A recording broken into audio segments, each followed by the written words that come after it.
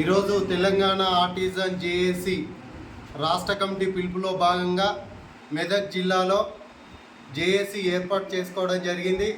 దీని ముఖ్య ఉద్దేశము విద్యుత్ సంస్థలో పనిచేస్తున్నటువంటి ఆర్టిజన్ ఉద్యోగుల కన్వర్షన్, అంటే రెగ్యులర్ ఉద్యోగులలోకి ప్రమోషన్ ఇవ్వాలని ఈ జేఏసీ ఏర్పాటు చేసుకోవడం జరిగింది. గత ప్రభుత్వం విద్యుత్ సంస్థలో పనిచేస్తున్నటువంటి కాంట్రాక్ట్ ఎంప్లాయీస్ను అందరినీ పర్మనెంట్ చేస్తున్నామని చెప్పడం జరిగింది. కానీ వారందరినీ పర్మనెంట్ చేయకుండా ఒక కొత్త పేరు తీసుకొచ్చి స్టాండింగ్ ఆర్డర్స్ పెట్టి ఆర్టిజన్గా గుర్తించడం జరిగింది. 23,667 మందిని ఆర్టిజన్గా గుర్తించినప్పటికీ గత 6 సంవత్సరాల నుంచి ఎలాంటి బెనిఫిట్స్ లేకుండా ఆర్టిజన్లుగానే కొనసాగుతున్నటువంటి పరిస్థితి ఉంది. కానీ వీరందరూ రెగ్యులర్ ఎంప్లాయీస్ చేస్తున్నటువంటి పని వీరందరూ కూడా చేస్తున్నారు.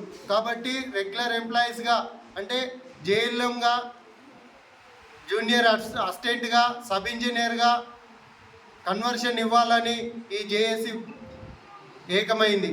ఇప్పటికైనా రాష్ట్ర ప్రభుత్వం, ఇప్పుడు వచ్చిన రాష్ట్ర ప్రభుత్వం యాజమాన్యం స్పందించి ఆర్టిజన్ ఉద్యోగులందరినీ కూడా రెగ్యులర్ ఎంప్లాయీలోకి కన్వర్షన్ చేయాలని మెదక్ జిల్లా జేఏసీగా తెలియజేస్తూ ఉన్నాం. అదేవిధంగా ఇప్పటికే కార్మికులందరూ కూడా 23,600 మంది కన్వర్షన్ అయితే 19,600 మంది మిగిలిపోయినటువంటి పరిస్థితి ఉంది.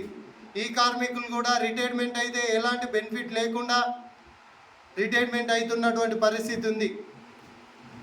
ఈ సంస్థలో 15 సంవత్సరాల నుంచి పనిచేస్తూ వెట్టి చాకిరీ చేస్తూ ఇబ్బందులు పడుతున్నటువంటి కార్మిక వర్గం అంతా కూడా ఈరోజు ఏకమై సంఘాలకు అతీతంగా జేఏసీగా ఏర్పడి కన్వర్షన్ సాధించుకునే వరకు పోరాటం చేస్తామని తెలియజేస్తూ ఉన్నాం.